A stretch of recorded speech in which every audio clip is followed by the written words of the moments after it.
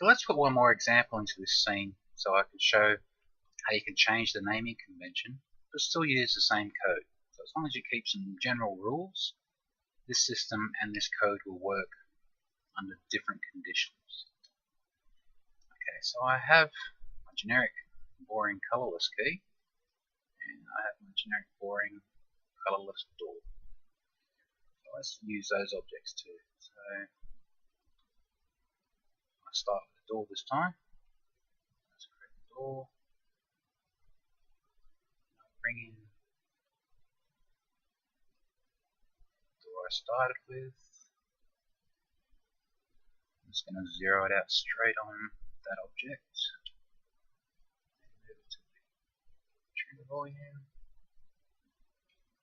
And delete the red door. So now I have a boring door. Now here's where the naming convention comes in. This is still a door, so I'm going to leave the door there. But you remember we were splitting this, and we were checking what came after the underscore. So like I said, let's say I'm using a key card and I have doors with certain levels on it. So this is going to be my level 1 door. And then this is also going to show my example of where you don't want to remove items from your inventory. I mean, you want to use your key card more than once. So let's have 2 level 1 doors. And then let's even have a level 2 door. That's the middle one. Okay. We'll find that out soon enough. Now first check your trigger volumes, because they need the item.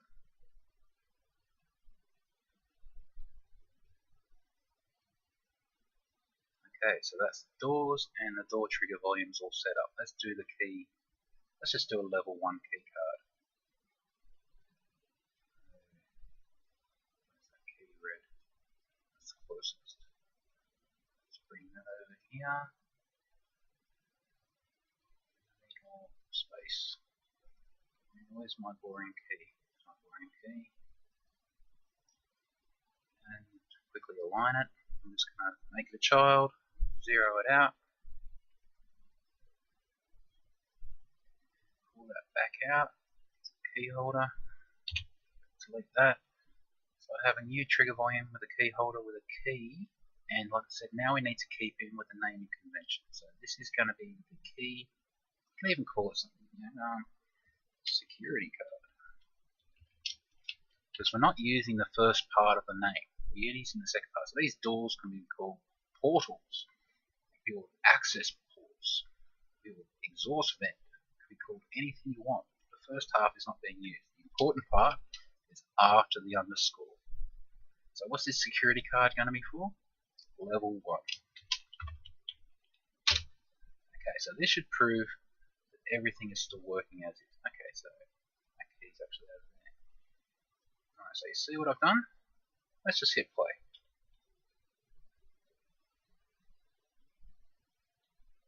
I haven't edited out what I said was going to happen. Oh, and those doors already animated.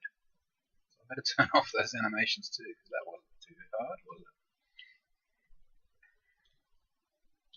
Okay, so the doors level, yeah, play automatically. No, we don't want to play automatically. Alright, play test again. Let's go find that level 1 key. Here's that ball, that rogue ball. So what have I picked up? Green key. Hey, that didn't happen. Why didn't it happen? Because exactly as I had to set the door up, I forgot to check this trigger volume. See, it doesn't have an item. It thinks we've already taken it. Don't forget to drop your item into the trigger volume, where that item's supposed to be. Okay, let's play test again. That's why it's that good, because it shows if it doesn't work for you, it shows you one of the conditions why it doesn't work. Okay, so look, now we have the press E. Now if I press E, bang, let's have a look. Yeah, those boxes are too small. I can't quite see it, but we can see it is security card level something. So I said that was level 1, level 2, level 1. Let's go check out the level 2 door. Okay, nothing broke, but it didn't open. Let's go to the level 1 door. Excellent.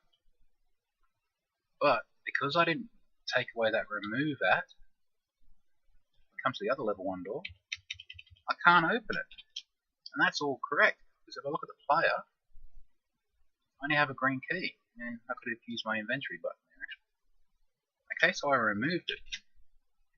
So this is just where you're going to have to customize it for yourself, or even you could add another boolean on the trigger volume to say remove item, boolean true or false, and then you can check in here if trigger script remove item, then remove else not.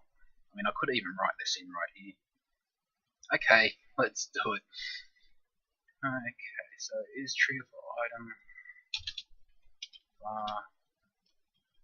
is removing item on usage. Get some great names here now. Boolean, which equals, well, they're currently set to true, aren't they? All the keys do get removed. So let's remove the keys, but leave the key card. So create a new boolean. So before we remove it, let's just check if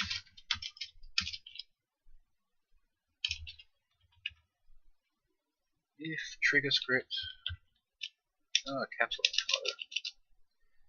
if trigger, there you are, if trigger script dot is removing item on usage, then we'll remove the item. That's all, we don't need an else in there. We're just going to remove it if we are removing. So let's check all that. Compile, stop, reset, clear, all that stuff. Now let's check these trigger volumes. So on these keys, are we removing it on usage? Yes. Now for the security card, are we going to remove it? No. Okay, so let's save the scene.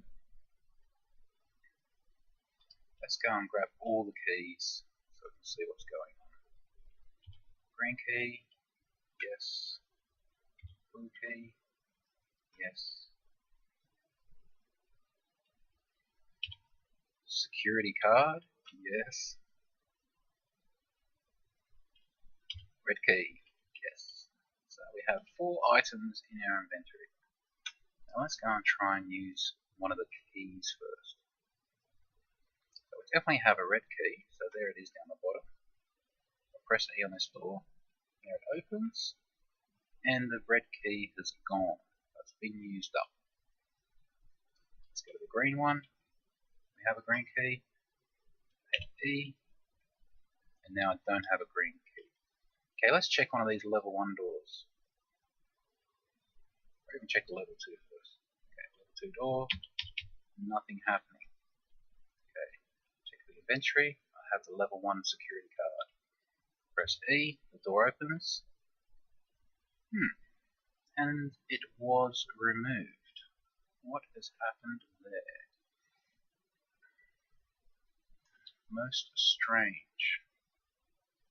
Did I not save that script? Let's just check why that didn't happen. So, the trigger volume is removing item on usage false. We have a security card level 1 that's on. Player script didn't throw an error.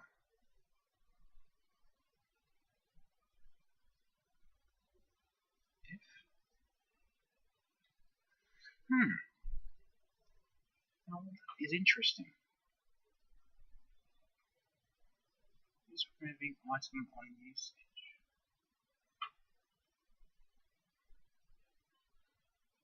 Okay, that's got me stuck, but let's just keep going. What's happened there? False.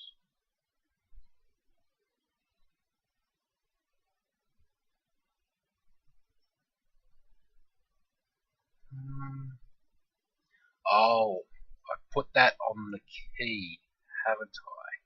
I haven't put it on the door.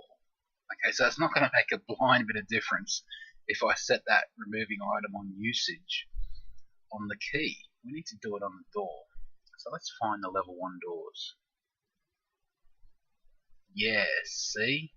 As soon as we use the item on the door, we're removing it. So we need to set the doors to false on these keycard doors. Right, let's save that out. Okay, one more time. You should never say that because it's never the last time. Key. Level 1 security card. Key. Okay. So we don't have a level 2 key or security card. Absolutely nothing going on there. Let's check. We have the red key down the bottom there. Open the door. No more red key. Let's go to the level 1 door. Okay, so that has opened. Let's check my inventory. Yes, we still have a security card. So that's worked. Remember, you got. Yep, you saw what happened. So we can use it on any level 1 door, and we always keep the security card. That makes sense to me. Okay, so now, if we're using something like that, it's not destroyed. We're back to the same problem. Every time we come to that door, if we press E, we're just going to get that opening animation again. That's a little bit strange. So, apart from that, that is the very last little bug I can see in any of this setup. So, I hope you've enjoyed this, and I'll do one more video and I'll fix this bug. But apart from that, I'm just pretty happy with myself. That's pretty awesome going. There you go. You have learned all about trigger volumes, how to set them up, and then we've made these groovy scripts that go with them. So we have one trigger volume script that has all this functionality. It can be to collect an item, and then it gives the player the item, and it takes it away. Or it can be for a door, or a switch. It's pretty much exactly the same thing. So yeah, when we enter the door, we can either consume that item, or we can retain that item for usage on other doors. Yeah, that is just awesome. Okay.